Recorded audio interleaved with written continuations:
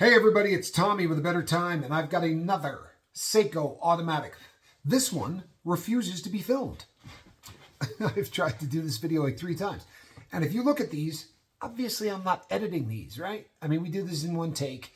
It's about the watch. It's not about anything else, right? We're not, Ferrari pulls up, 2 girls get out that, are wearing very, very little clothing. Anything less, they'd probably be arrested, right? And then we'll talk about $600,000 Pateks, and we're talking about watches you can buy. These watches are all within the realm of possibility for the average human being. This, though, is a gorgeous. This is a DX day date from Seiko. And I'm glad the second hand is ticking because I just pulled this out of the case. On the first one, I hadn't bothered to give it a shake, right? So people, you do realize that with an automatic, right, that weight inside is what's winding the watch. So if they sit, obviously they stop ticking. So we give it a little bit of a shake. Sometimes you're going to see watches and you're going to go, that looks exactly like the last one. In fact, the last one may look like it was even in better shape. Why is that one this much money and this one is more expensive or whatever?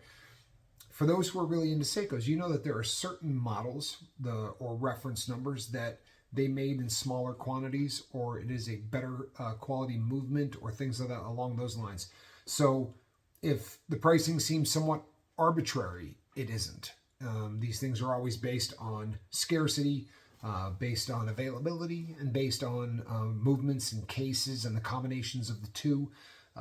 But Seiko made a lot of watches. It's the reason that you can still get them at a fairly reasonable price to get a nice vintage watch. I mean, you're buying something 40 or 50 years old that's still doing exactly what it's supposed to, keeping perfect time. And as I said, they're workhorses, man. Seikos are almost indestructible. They really are.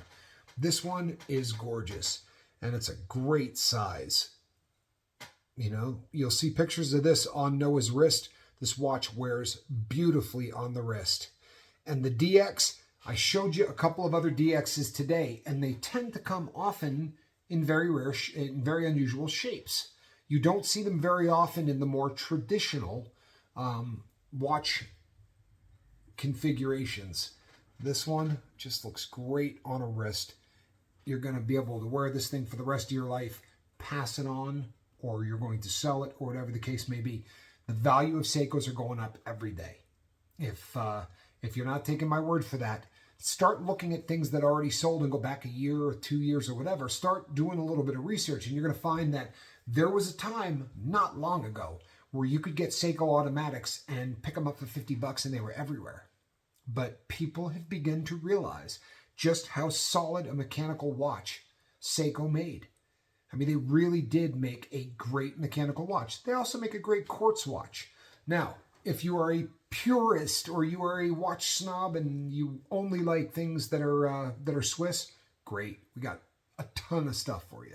We have a lot of Swiss stuff in our collection, and it grows every day, people. We never stop buying watches, and we never stop selling watches. It's what we do, and it's what we live for. So if you don't want to miss anything, because you probably found me, I mean, you may have Googled me. I mean, not Googled, but searched me out rather on YouTube and come across one of my videos because of a specific watch. If you type in Vacheron and Constantine, you might have come across the watch that I did a video on. More than likely, you got to us through one of the other platforms that we linked to. If you don't want to miss anything, if you don't want to miss a watch, you don't want to come back and go, oh God, Tommy was talking about this. I would have taken that watch and it's already sold. That's always unfortunate. So you can hit subscribe and then hit the bell for notification. And when I put up, I'll be honest, people, I don't put up a video. I usually put up 6 or 8, 10 at a time. We're out constantly adding 10 new watches a day to the platform. So best way to not have to deal with going back, looking, seeing what I got, just hit the bell for notification. And if it comes up and you go, it's going to tell you what the watch is in the title. So if it comes up and you go, I don't want a Benris, well, you don't have to watch that video.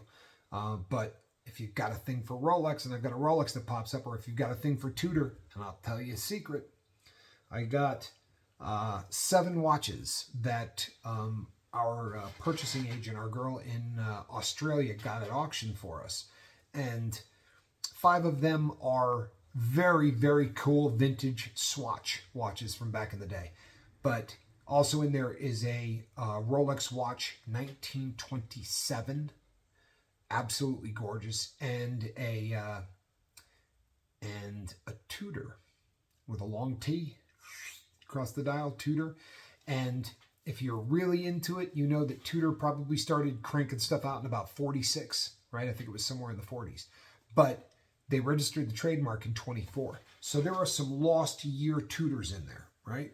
And we got one. It's a solid gold watch. It's got a very cool shape. It's going to need a little bit of work to make this thing ready to roll. We bought it in a condition that was not working, which isn't shocking because of the age of the watch. But, you know, usually if the balance wheel turns, we can fix it. You know, I don't do a whole lot. If it's got a bad balance, I pass it on. I mean, if it's worth the time and the effort, then I pass it on to somebody that we work with. And great guy, really, really, he's an artist, and he can fix anything. So those get passed on. Anything else we do right here in-house at a better time. And also, if you got a vintage watch you want us to work on, or you got a vintage watch that needs restoration or anything, we can send you pictures of restorations we've done. This, people, is our life.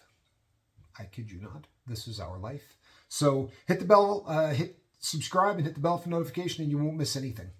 And as far as, you know, give me a thumbs up or, you know, leave comments, man, just look at the watches.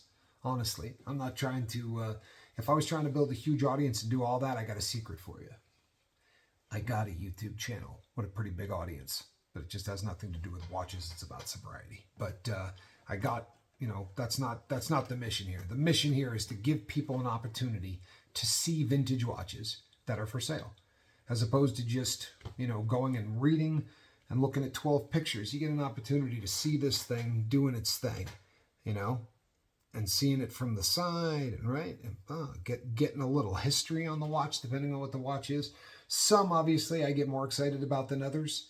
That's just the nature of the beast. I've got certain brands which I'm in love with.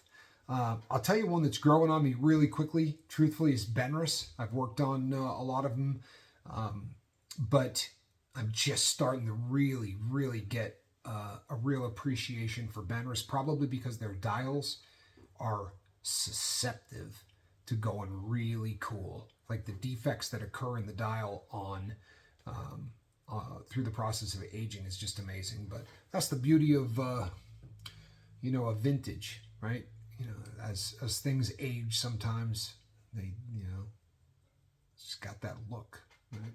Can't buy it. Well, you can't buy it manufactured today anyway. I'm Tommy with a Better Time. This was a DX. By the way, I should probably tell you the price. Boy, I kept you here a long time. I apologize. The price of this watch is $350. The configuration being what it is, the condition of the watch. This band is brand new. If the band does not suit you, you let us know and we'll find something that does. You can always make us an offer. But this beautiful Seiko automatic day date DX 17 jewel automatic, $350, or give us a best offer. I'm Tommy with a Better Time, and we'll see you on the next watch. Bye-bye.